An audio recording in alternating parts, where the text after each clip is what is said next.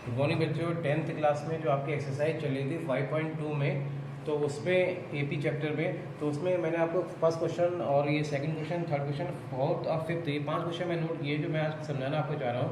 तो आप देखिए फर्स्ट क्वेश्चन में आपके पास में टेबल दी हुई है और उस टेबल में कुछ जगह ब्लैंक दी हुई है। ठीक है, आप देख सकते हैं जैसे फर्स्ट पार्ट में ये ए नहीं मालूम है, ये नहीं मालूम है, इसमें डी नहीं मालूम है, इसमें आपको ए नहीं मालूम। तो ये क्वेश्चन इस तरीके से कैसे करे जाएंगे, तो मैं ये क्वेश्चन इस तरीके से करके दिखा रहा हूँ। देखिए फर्स्ट क्वेश्चन का फर्स्ट पार्ट, जैसे आप पहले पार्ट के लिए नोट कर लीजिए क्या क्या चीज़ दी हुई है। ए दिया हुआ है, डी दिया हुआ है, एन दिया हुआ है और आपको nth टर्म निकालना है। तो ऐसे क्वेश्चन में ये तो आसान सी चीज़ हो गई कि nth टर्म का सूत्र लगाएंगे a plus N minus one into d.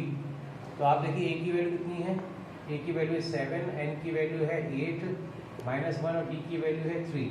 तो 7 प्लस ये 7 इंटू 3, तो 7 प्लस 7 इंटू 3 हो जाएगा 21। तो इस तरीके से 21 प्लस 7 ये 28 आंसर आ जाएगा, 28 इसका आंसर आ जाएगा।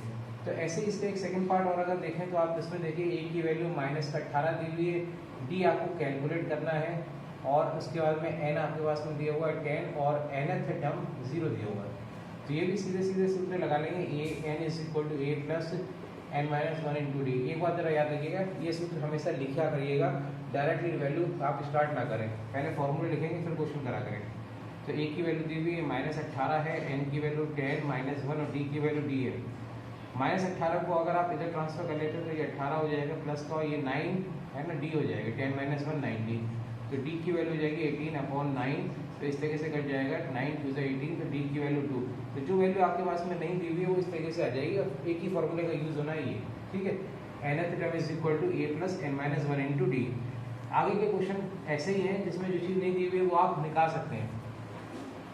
अब आते हैं क्वेश्चन नंबर 2 पर। क्वेश्चन नंबर 2 का फर्स्ट पार्ट है कि 10 7 4 इस तरीके से आपके पास में 30वां पद, आपके पास में एक विकल्प बहुविकल्पी क्वेश्चन है कि पूछ रहा है कि कौन सा होगा। तो आपके पास में 4 ऑप्शन दिए हुए हैं, उनमें से आपको छांटना है कि तीसरा पद कौन सा होगा।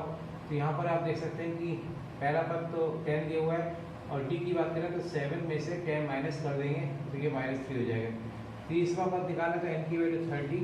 तो nth टर्म होता है a plus N minus one into d, ये nth टर्म होता है। ठीक है, तो यहाँ तीसरा पद एन की जगह 30 रख देते हैं, तो ए की वैल्यू है 10, 30 माइनस 1 इंटू डी की वैल्यू -3 हो जाएगी।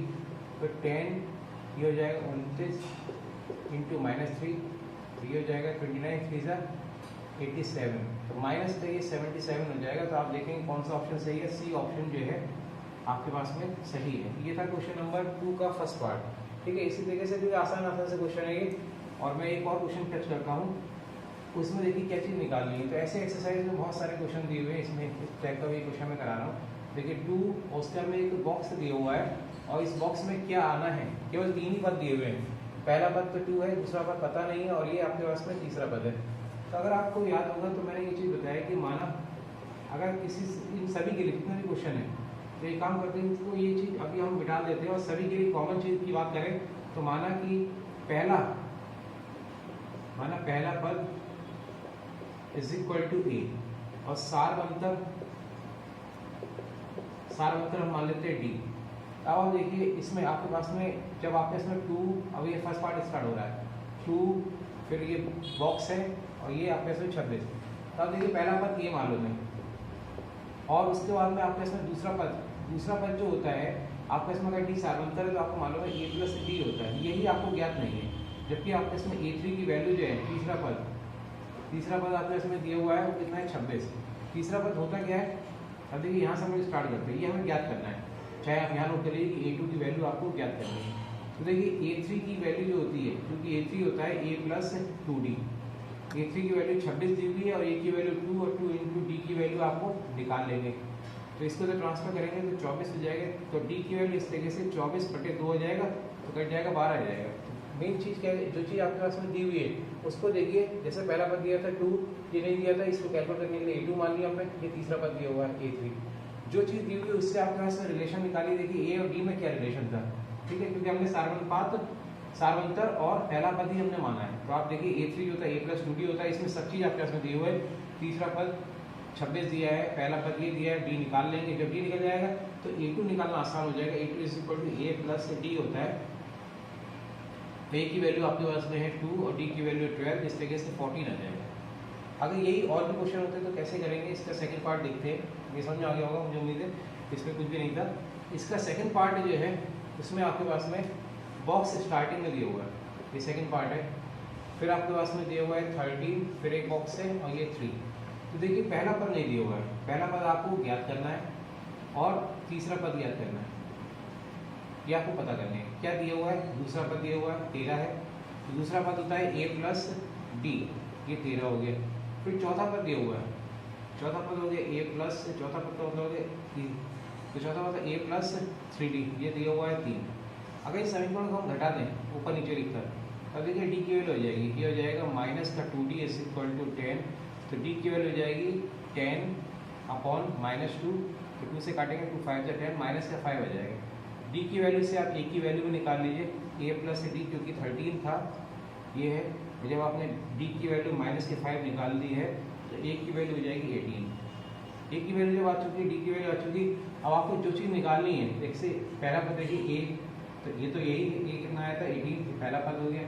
फिर आपके साथ तीसरा पद निकालना है, तीसरा पद होगा a प्लस 2d, ए की वैल्यू आई 18, 2 इंटू माइनस का 5, ये हो जाएगा कितना 18 माइनस 5 टू ज़ा 10, तो ये हो जाएगा 8। इस तरीके से आपके पास में ये जो आपके पास में और भी पार्ट इसके दिए हुए हैं कर सकते हैं आप। बस ये देखिए कि दिया कौन सा पद है, जो पद दिया होगा उससे आप बाकी को सिंप्लीफाई कर लेंगे, ठीक है।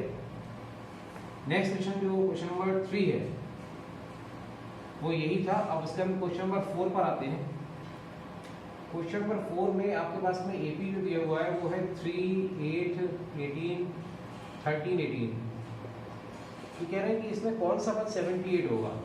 तो इस तरीके से हालांकि मैंने एग्जाम्पल भी कराया था। तो पहला पद देखिए ए दिया हुआ है, डी अगर आप निकालें तो 8 माइनस 3, तो ये 5 हो जाएगा। कौन सा पद मान लेते हैं, एनवा पद, यह मान लेते हैं, माना एनवा पद 78 होगा, तो एनवा पद का फॉर्मूला लगाते हैं a plus n minus 1 into d, ये 78 हो जाएगा। ए की वैल्यू दी हुई है, एन निकालना है, डी की वैल्यू आपके पास में है 5 और ये 78। तो इस तरीके से अगर आप मल्टीप्लाई अंदर कर देंगे तो 5n minus 5 is equal to 78, 5n minus 2 is equal to 78 हो जाएगा, 5n is equal to 78 plus 2, 5n is equal to 80 हो जाएगा।